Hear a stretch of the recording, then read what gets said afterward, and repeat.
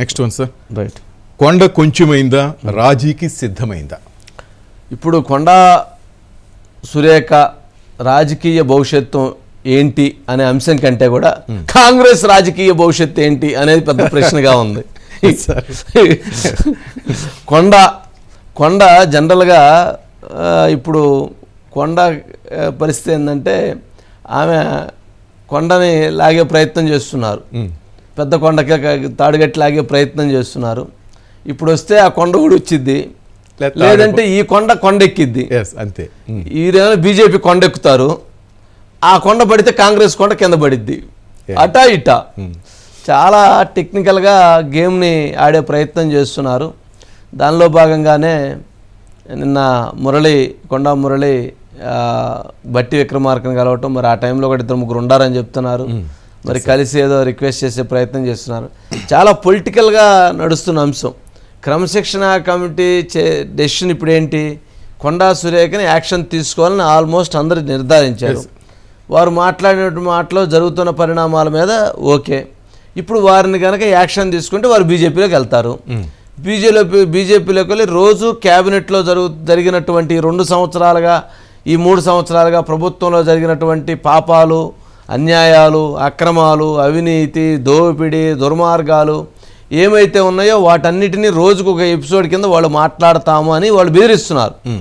సరే, జరిగినాయా లేవనేది వేరే విషయం. వారు బెదిరిస్తున్నారు ఇవన్నీ మాట్లాడతామని.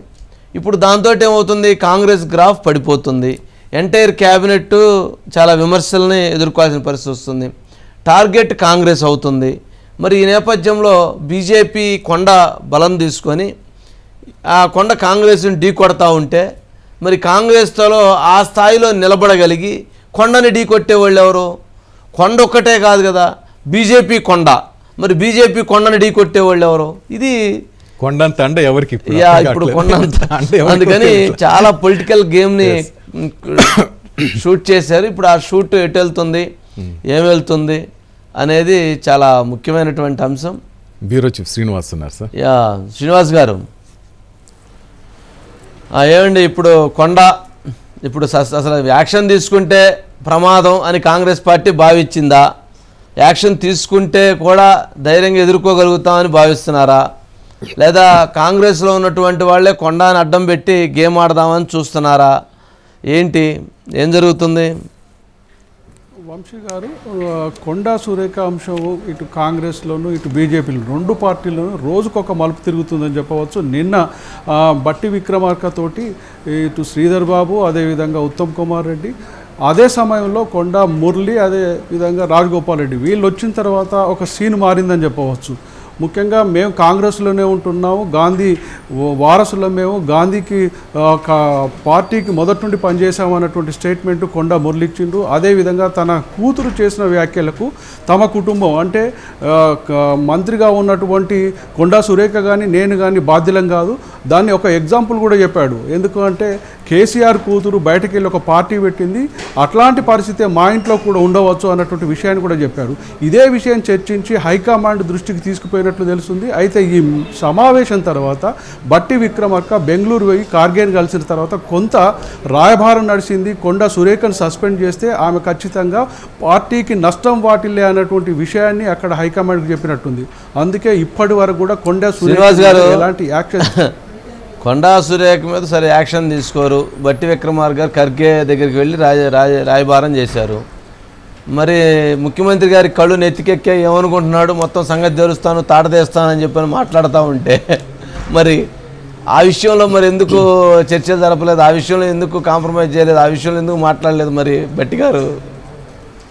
అయితే బట్టి ఖచ్చితంగా ఒక రకంగా చూసేది ఉంటే సీఎంను ఒక రకంగా రాజకీయంగా వీక్ చేయాలన్నటువంటి విషయాన్ని కొండా సురేఖను అడ్డుపెట్టుకున్నట్టే తెలుస్తూ ఉంది. ఒక బట్టియే కాదు, ఉత్తమ్ కుమార్ రెడ్డి లాంటి నేతలు, అదేవిధంగా శ్రీధర్ బాబు, పాత కాంగ్రెస్లో అంటే సురేఖ కూతురు వ్యాఖ్యానించినట్లు అచ్చా కాంగ్రెస్ నేతలందరూ ఈరోజు ఇండైరెక్ట్గా సురేఖకు పూర్తిగా మద్దతు తెలుపుతున్నట్లే కనపడుతుంది. అందువల్లనే సురేఖ ఏ రోజు కానీ క్షమాపణలు చెప్పకుండా అదే తన పందాలోనే నడుస్తుందని చెప్పవచ్చు. నిన్న మాత్రం కొండా మురళి తాము కాంగ్రెస్లోనే ఉంటామని స్టేట్మెంట్ ఇచ్చింది.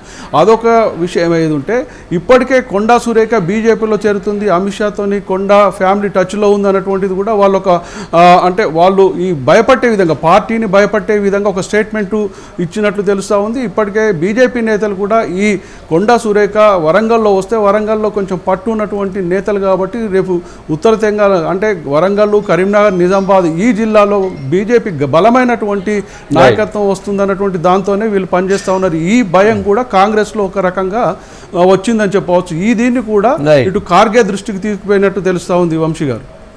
అంటే ఇప్పుడు కనుక కొండాని యాక్షన్ తీసుకోకపోతే ఆటోమేటిక్గా కొండా బలం పెరుగుతుంది, రేవంత్ బలం తగ్గుతుందా, ముఖ్యమంత్రి గారి బలం తగ్గేటువంటి అవకాశం ఉంటుందా?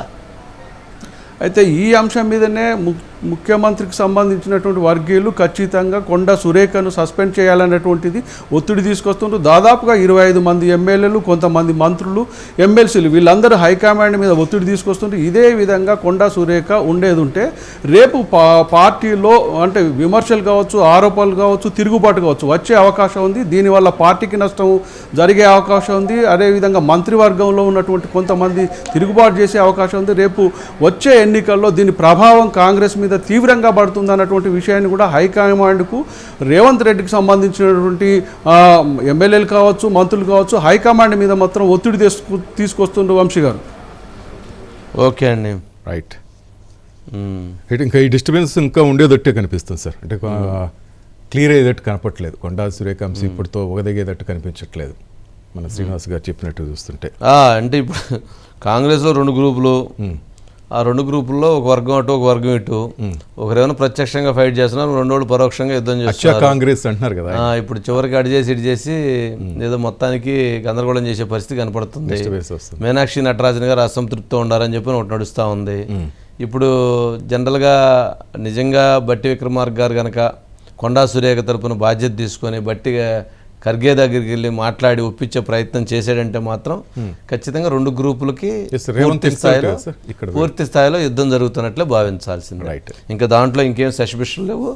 ఇప్పుడైతే అందరు కలిసి కూర్చున్నారు, రేపు పొద్దున 2 గ్రూపులుగా కూర్చున్నారు, ఆశ్చర్యం లేదు. గాంధీ భవన్లో 2 గ్రూప్స్ ఎటు ఎటు ఎవరింట్లో వాళ్ళు ఇక పెట్టేసుకునే అవకాశం ఉంటుంది. ఇక నాది ఎటు అయినా బాగొచ్చు. Right sir. నెక్స్ట్